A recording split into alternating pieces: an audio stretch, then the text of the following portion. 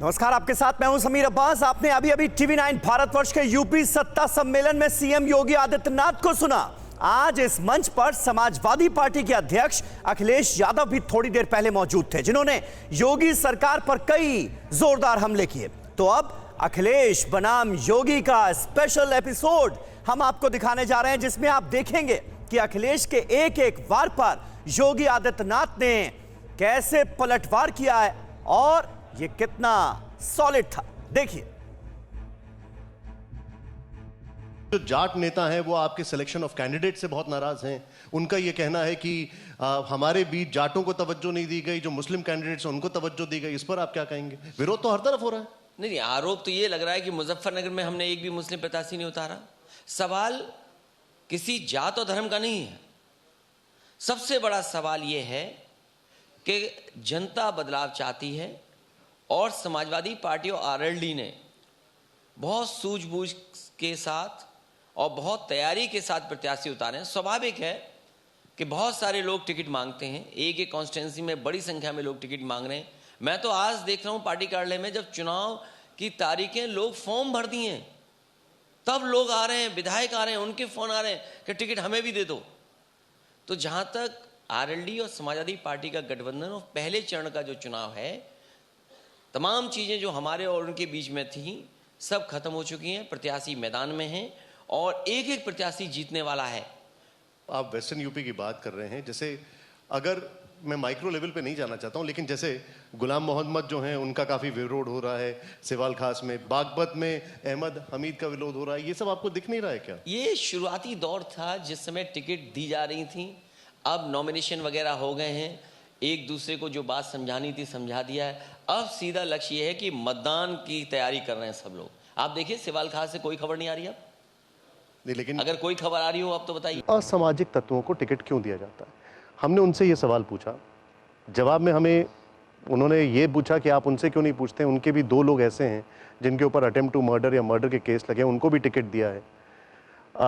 राजभर कहते हैं अगर वहां से 47 AK-47 निकलेगी तो हमारी भी AK-47 निकलेगी।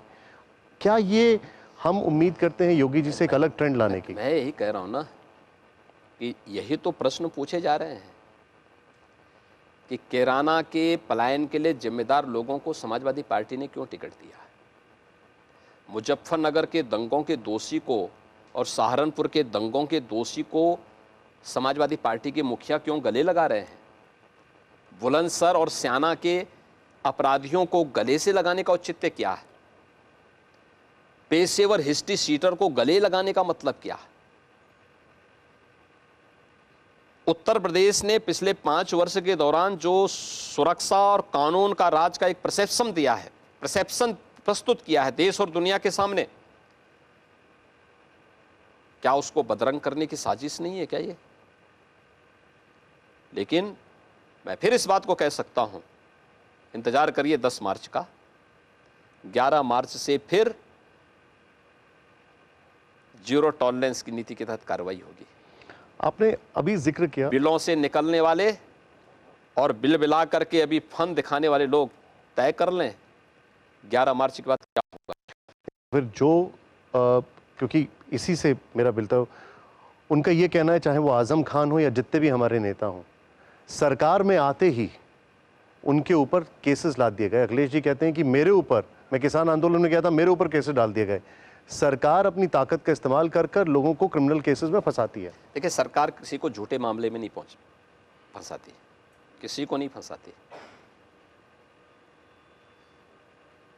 आपको याद होगा लखीमपुर की घटना के अगले दिन अखिलेश जी के घर के सामने पुलिस की जीप जलाई गई थी।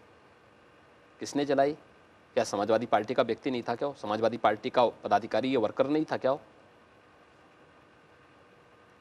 और ये तो एक आम जन चर्चा का विषय है। जो अखिलेश जी का गुस्सा नाक पर आ रहा है ना, ये रेड अलर्ट है क्या देश की जनता के लिए। कोरोना धर्म नहीं देखता, जात नहीं देखता, अमीर गरीब ऊंच नीच नहीं देखता। कोरोना सिर्फ मौका देखता है, लेकिन आप उसे मौका मत दीजिए। बस इतना कीजिए, जब कभी दफ्तर से बाजार से घर लौटिए तो इतना ख्याल जरूर रखिए कहीं आपके साथ कोरोना आपके घर तो नहीं जा रहा? भूलिए मत, कोरोना अभी जिंदा है।